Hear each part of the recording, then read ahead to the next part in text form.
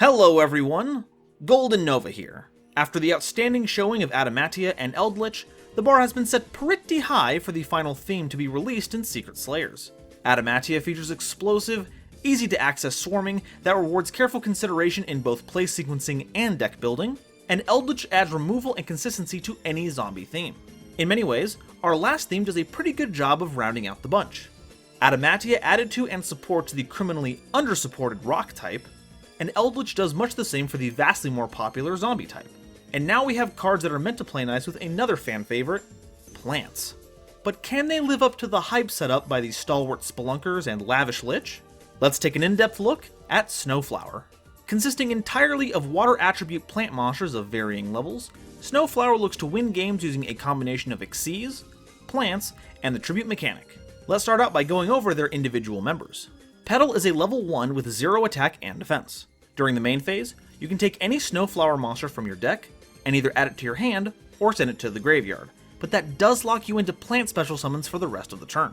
Also, during your opponent's end phase, if you have no monsters or all of your monsters are plants and it's in the graveyard, Petal does its best Treeborn Frog impression, special summoning itself from the grave. This is actually stupidly good. Having a guaranteed source of your theme's cards and free material for other effects without banishing itself is super nice. And being 1-for-1 / where are thou enablers ain't too shabby either. Next are two level 4s. Sprite Cyclin has 1800 attack and 800 defense, and you can tribute them from your hand or field to target up to 2 plant monsters you control and reduce their levels by 2 until the end of the turn.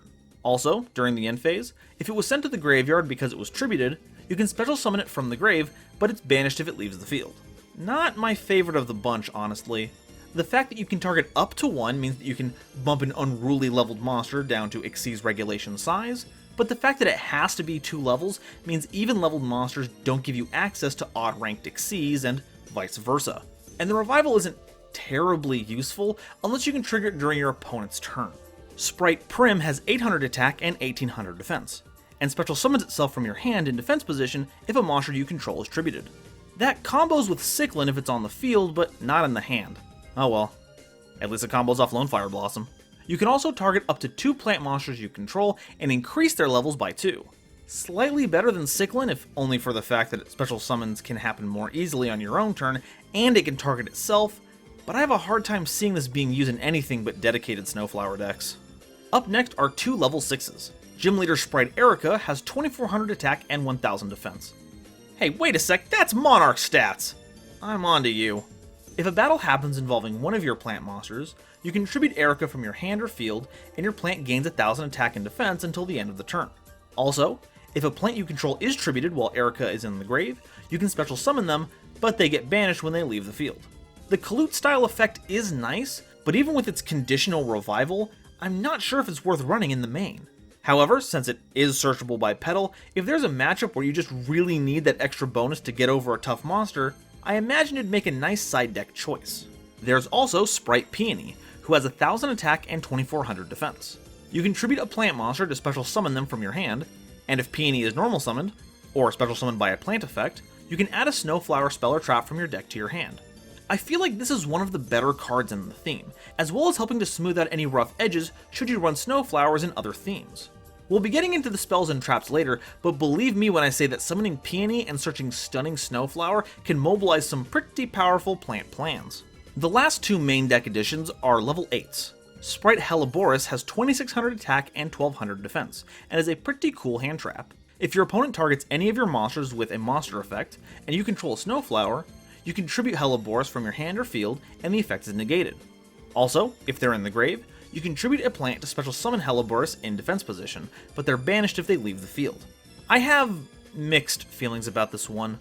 The protection effect is a little more limited than I'd thought initially. It won't keep your plays going through an impermanence, nor can it keep the dreaded Dingirsu at bay. With the variety of decks going around now, I'm sure there are a few things that Helleborus can keep you safe from, but it seems to have just missed all of the highest impact cards in the format. However, it does provide excellent access to rank 8s. While other cards in the theme can lock you out of plants, Helleborus' revival does not.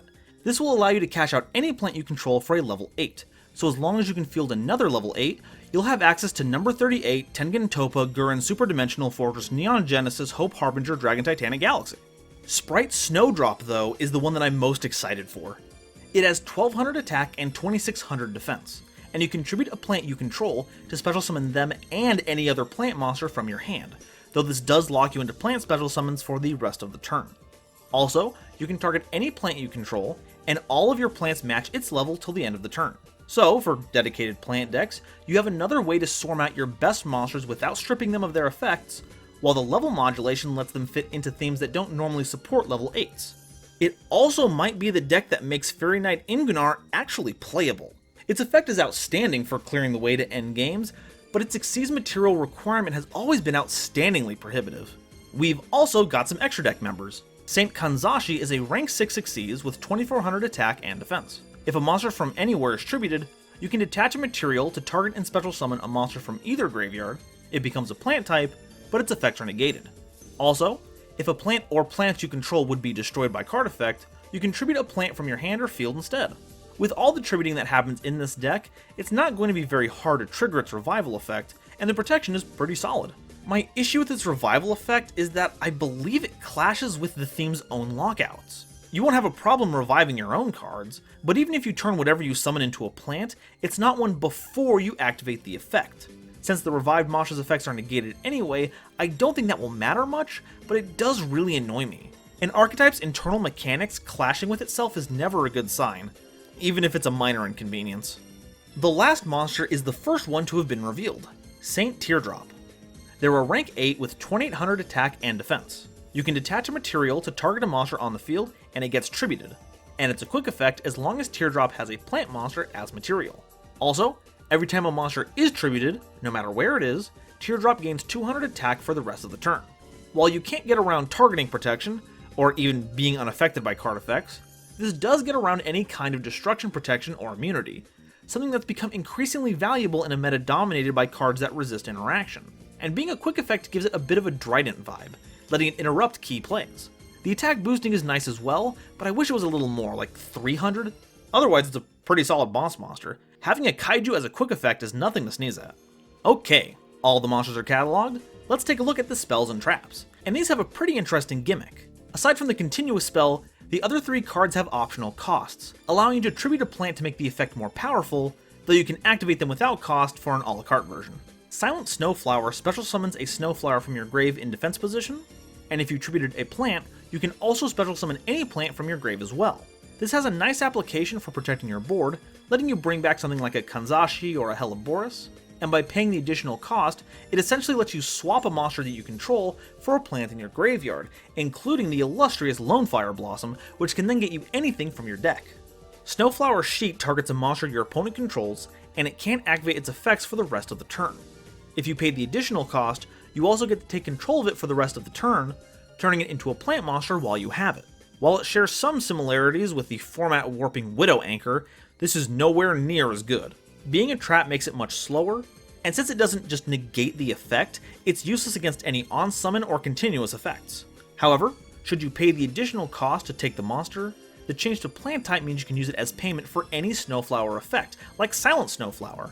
But that's a lot of hoops to jump through, so you might just want to skip that one.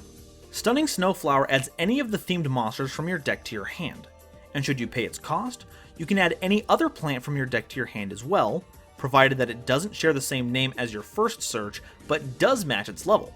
While this does mean you can't grab LONEFIRE Blossom because they haven't printed a level 3 Snowflower yet, there are still a lot of other great options. Petal can be paired with awesome generic options like Glow Up Bulb and Spore, and Era Mages can grab Laurel, Angelica, and Evilthorn. You've also got access to things like Cactus Bouncer, World Carrot Weight Champion, Gigaplant, any of the level 8 Flower Princesses, and my personal favorite, Sylvan Hermitry. And I wouldn't rule out the possibility of odd-leveled Snowflowers being released in a future set to give the deck even more of a kick. The last card of the theme is Swirling Snowflowers. If a Snowflower you control is tributed, you make your opponent tribute one monster they control, though it is of their choice. Very effective against decks where you can whittle them down to their best monster, but not so strong against big established boards. Also, during your opponent's end phase, should you control a non-plant monster, Swirling Snowflowers will destroy itself.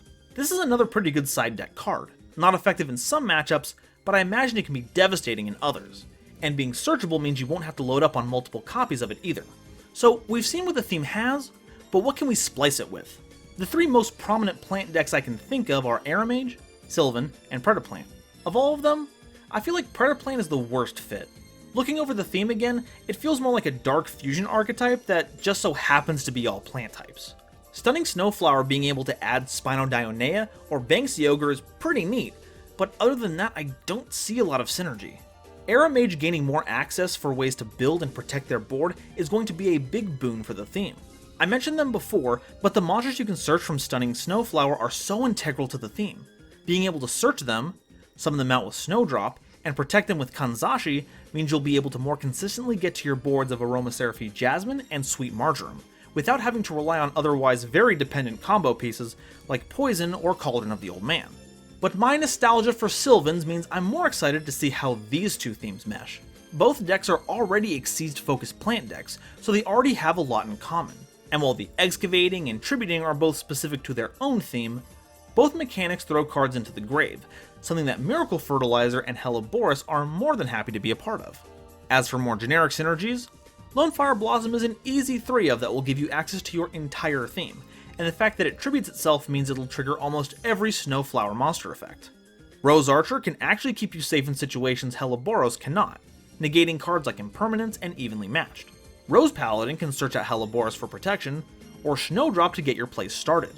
And with the introduction of cards like Linkuriboh, it's easier than ever to put Rose Lover into the grave to special summon your plants more quickly. Honestly, of all the cards that I expected to have synergy with the deck, it was MELIAE of the Trees. But it feels like it was custom made so that the deck couldn't use it. I mean, sure, it's a Plant Exceeds monster, but it's rank 3 in a deck with no level 3s. And even if you field 2 petals and use the effect of Prim to make them level 3, they're also water attributes, so no luck there. Why did they even print this card if no one was going to be able to use it? But, despite the ups and downs, I'm curious to see how Snowflower will affect the meta. I'm confident that a pure version doesn't have the power necessary to topple any big threats, but grafting its more powerful effects onto established plant themes might give them the boost they need to overcome their adversaries. Do you have any plans for these fantastic flora? Let me know in the comments below, and if you enjoyed the video, please make sure to like and subscribe. Thank you all very much for watching, and I'll see you next time. Bye-bye.